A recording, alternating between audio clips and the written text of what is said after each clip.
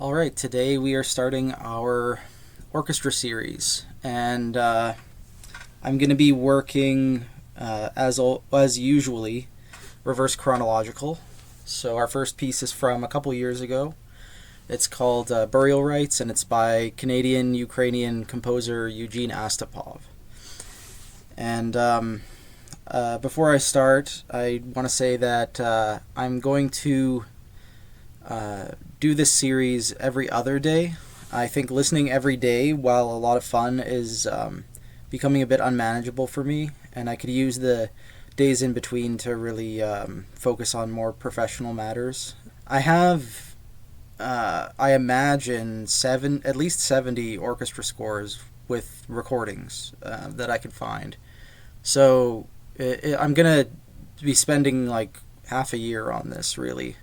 But I think that's okay because there's lots of orchestra repertoire to get to know, and for some composers and like for conductors, certainly this is their whole world. Orchestra music is all they know, and I think that's a pretty great thing. I got this score from workshop I did with the Winnipeg Symphony Orchestra, and this was a piece that was performed at the Winnipeg New Music Festival in January of last year. And I got a lesson with Eugene.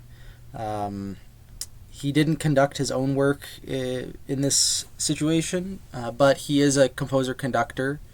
He was working with the Esprit Orchestra in Toronto, last I heard. You can see that it's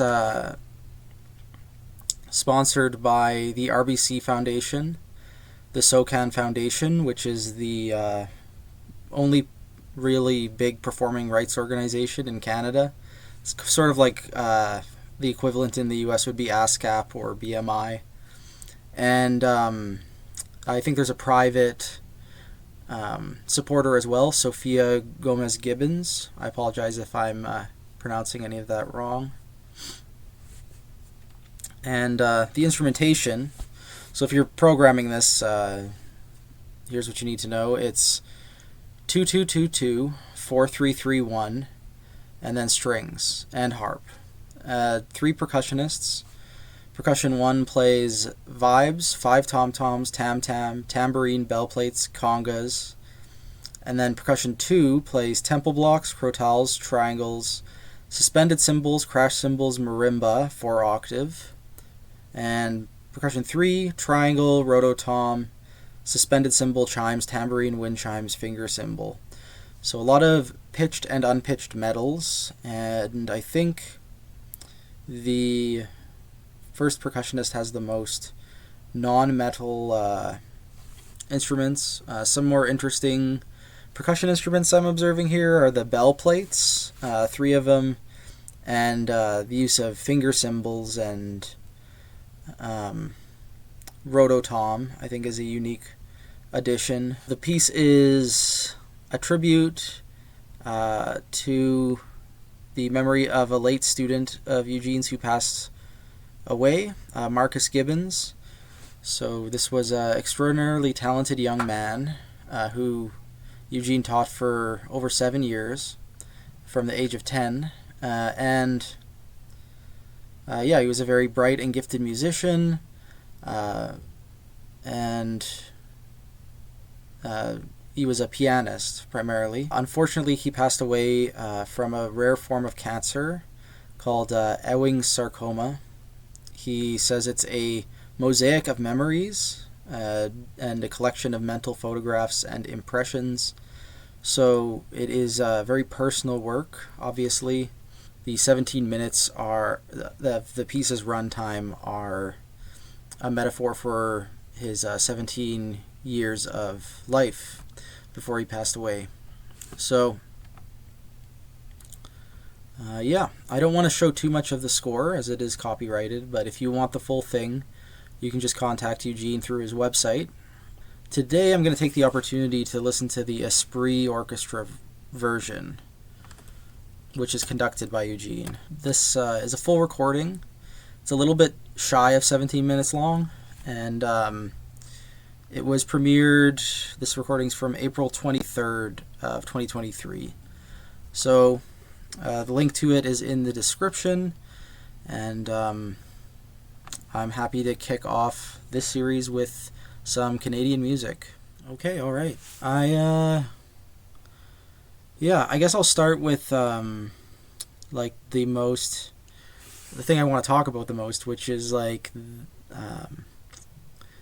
this is take it with a grain of salt, because the last time I heard this was a year ago, but I think this performance, the third movement, was almost a completely different experience under Eugene's conducting. Like there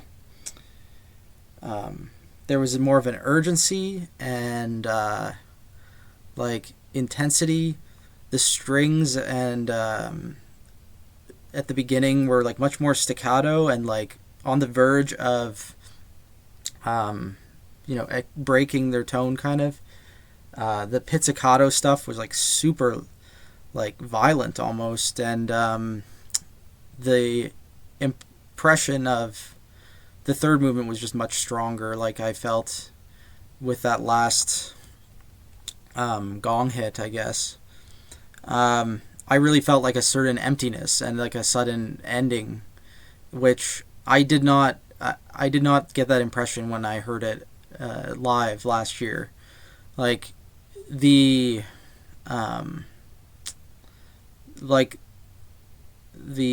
traumatic event being told through this music is much clearer when you really push to that ending like that. And yeah, it was just this is a very good recording. Some general remarks that I wanted to make. I think that if you like Valentin Silvestrov, you'll really like the first movement of the piece, and you might like the rest of it too. But I think this first movement is really indebted to Silvestrov's pieces. I'm thinking like meta music, this sort of like layered, like quasi-tonal music that sounds almost like a piano with the damper down kind of thing, and everything blurring into each other. And I strongly associate that type of writing with sort of memory and the human psyche. So I think it was a good way to open the piece, because he does say it's supposed to be like a mosaic of memories. So I wanted to mention that. And I also think that the percussion really stood out in this recording. He really brought out a lot of those high metal timbres. And I really liked the combination of vibraphone with high harp. If I was going to steal something from this piece, it would probably be that. I guess I'll get back to you all in 2 days. And hopefully this turned you on to a up-and-coming Canadian talent. I think it's great that Eugene is such a great conductor as well as a composer, and I think it's important that Canada has composers that can also advocate for composition in the conducting sphere. And because I find a lot of conductors or some can forget that our discipline is hard. It's a lot of work, and it deserves to be appreciated at least at that level. So it is a discipline, So yeah, that's my little spiel, and I will see you with the next upload.